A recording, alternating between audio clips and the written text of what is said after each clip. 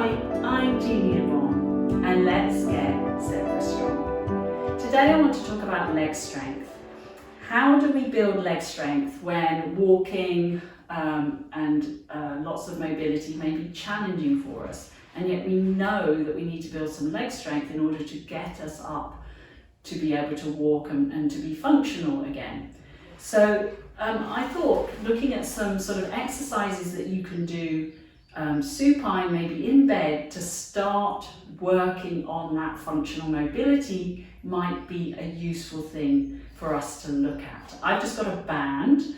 If you've got access to a medium strength band, that would be useful. We're going to lie down. Obviously grab a cushion or a pillow if you need one. And we're just going to lie down in bed or on the floor, wherever you might be. I mean, these are great for anyone, okay? But particularly useful for sort of, as I say, people who are losing leg strength because of not being able to access walking or upright exercises. Okay, so just take a moment. All we're going to start to do, just to get the ankle joint and the calf pump working, we're going to start just lifting alternate heels. Okay, so very soft, keeping everything nice and soft and heavy into the bed, and just see how that feels. And it might feel a bit stiff, it might have some plunking going on.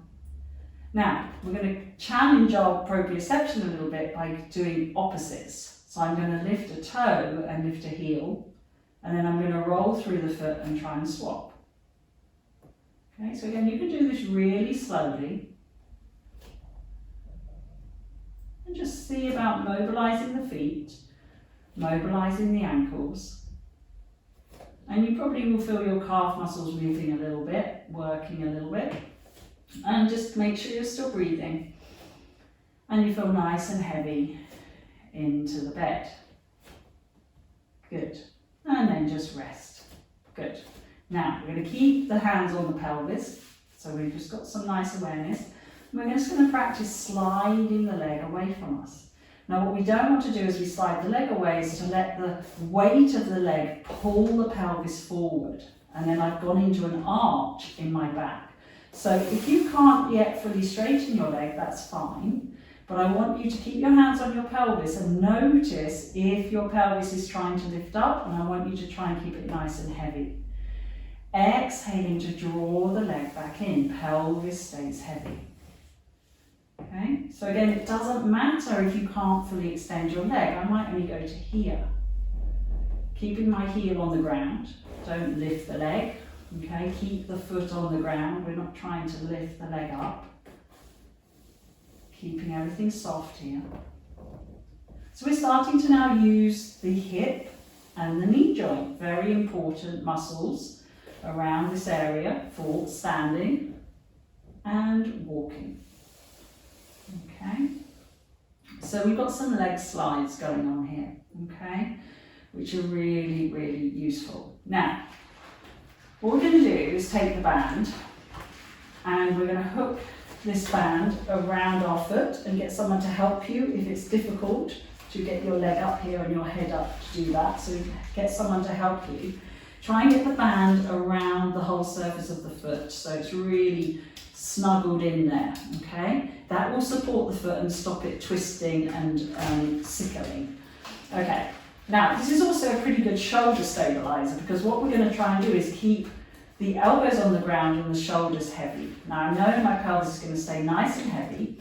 Now you can take that leg as high as you need. Okay, I want you to feel the foot. Look at your foot and check it hasn't twisted. Okay, so see if you can get it as straight as you can at this stage. Ankle is flexed. As we exhale, we're going to feel, think of these muscles that we just did our leg slide with. We're going to press the leg away. And again, look, I've gone quite high because it's easier. Okay, what I don't want to do is lock the knee and start hanging. So it's a bit like the leg slide. If I can only go to here, but my pelvis is still heavy and I can breathe, that's brilliant. And then I can come back in. But what I'm doing is starting to work the muscles in my legs, which I need for walking. Okay, if I can take it all the way up without locking my knee, fantastic. Okay, so obviously we don't want to go out and just hang.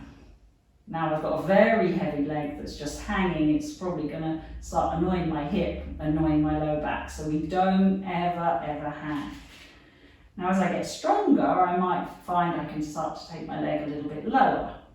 Okay, but there's no rush to do that. Okay, don't feel the pressure that you have to do more.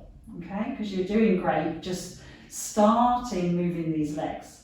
This is also very good to have the leg elevated when you've been lying down for a long time, or immobile for some time, because it will help with the blood flow.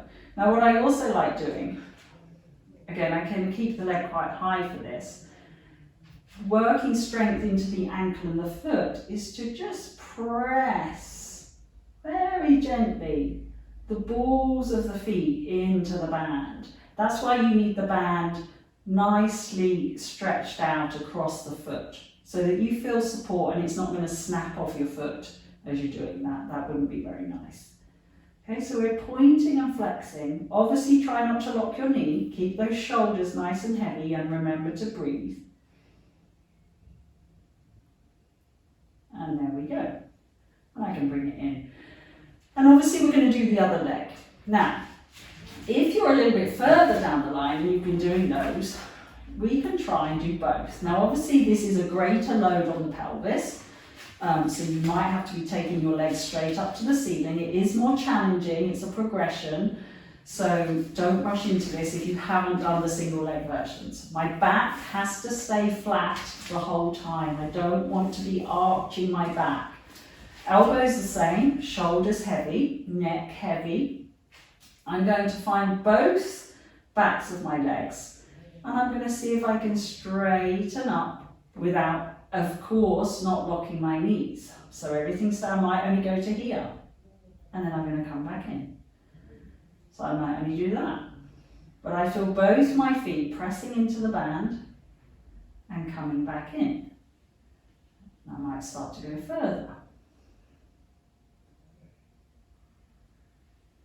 Okay, so I know this is probably a little bit of an advanced exercise. Some of you might be watching thinking that there's no way we can do this at the moment. And I just wanted to offer it out here as something, as a progression, because we can definitely, start here.